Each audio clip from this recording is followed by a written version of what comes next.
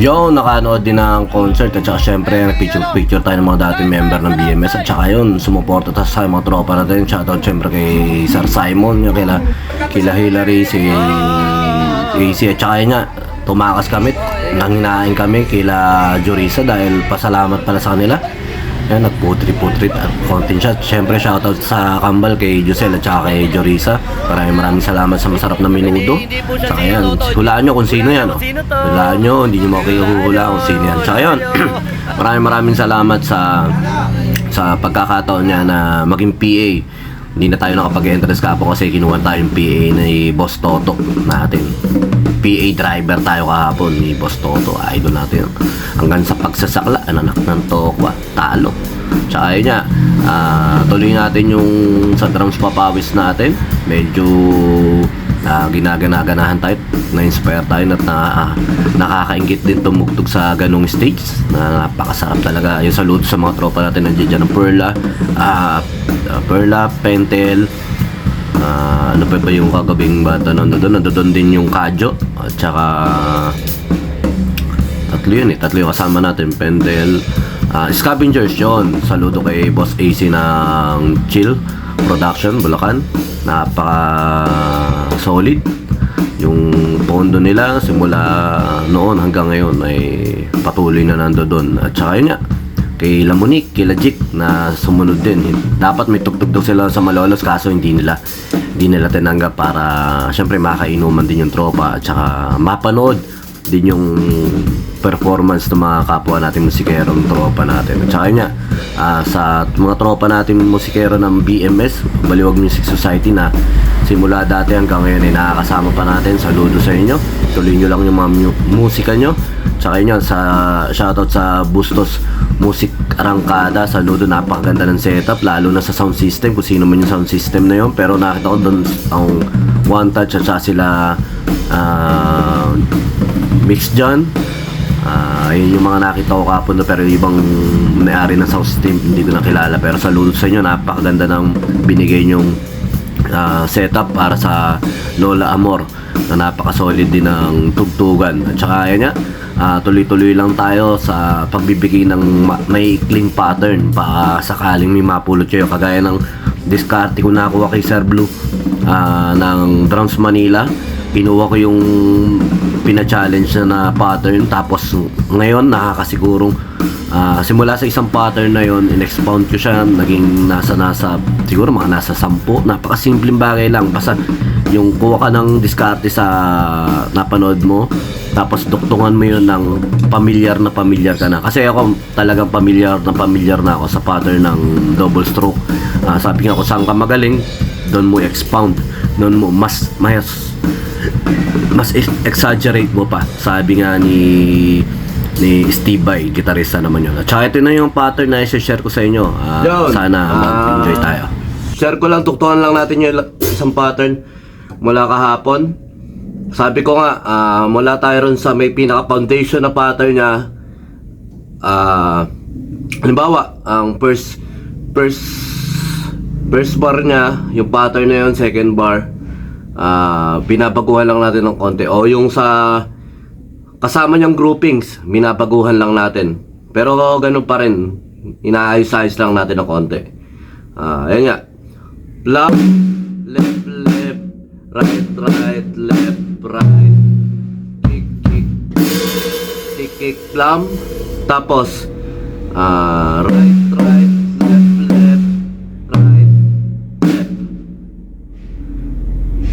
plum, left, right, left, right, kick, plum, right, left, right, left. Ayun lang. Tapos pag mabilis siya,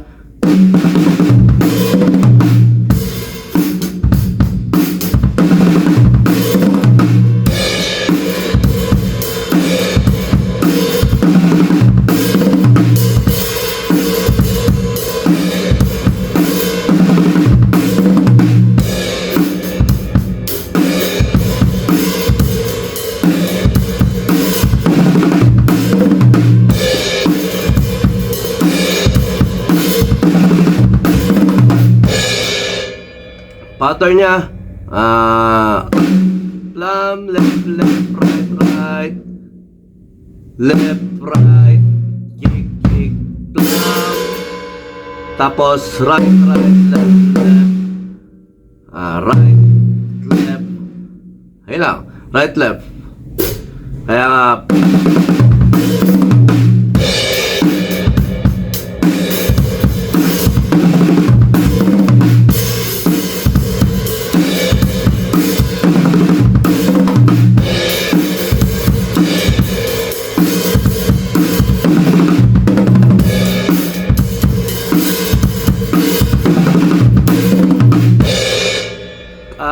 parang sinasuggest ko sa mga na-share ko na ito, magsimula lang kayo sa isang pattern na ganon.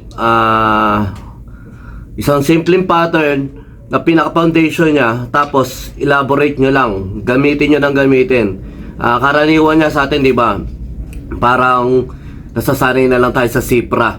Pero maganda rin kasi yung tayo mismo na challenge yung utak natin na paano natin lalagyan ng sarili nating interpretation o sarili nating pattern o sarili nating licks o dynamic yung fill-in. Parang ganon. Kaya importante. Ito, napakalaking bagay sa akin talaga ng drums papawis kasi nga nung mga bata-bata ako, ganito ginagawa ko. Kaso nga nung napunta ako sa showband para na ganyan niya, kailangan sisiprahin mo talaga yung kanta. Kaso nga hindi yun yung pinakalikas sa akin eh.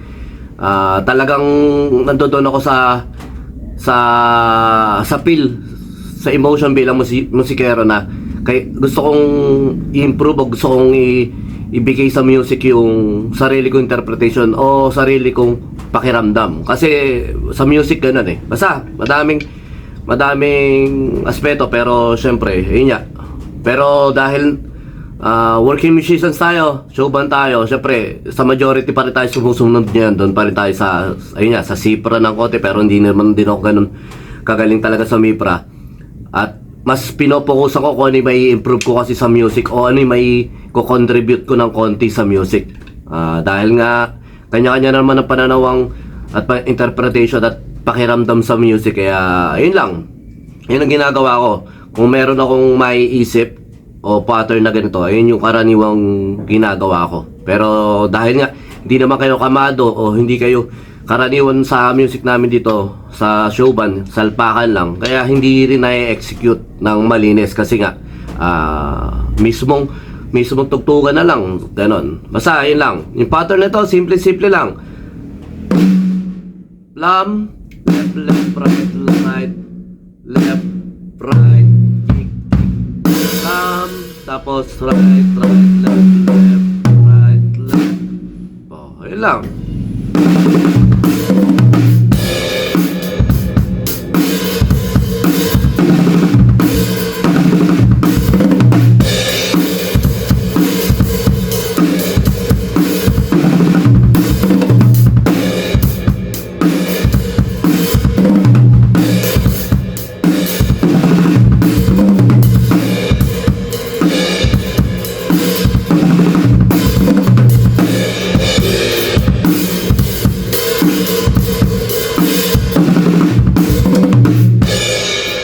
Lang. Sige, tuloy-tuloy lang tayo sa Drums of Powers. Kita-kits sa susunod. Yun, maraming salamat syempre sa mga nanonood, sa mga nagla-like, sa mga nakapollow, at saka syempre sa mga nagko-comment, sa mga may mga tanong o may gusto kayong ipagawa. Try natin, pero sa ngayon wag muna yung mga cover. Kasi may mga bagay pa akong pinagkakasunod-sunod. At saka yun, supportahan nyo lahat ng page sa mga tropa natin kagaya ng Pentel, ng Perla, tsaka Scavenger. Saludo sa lahat.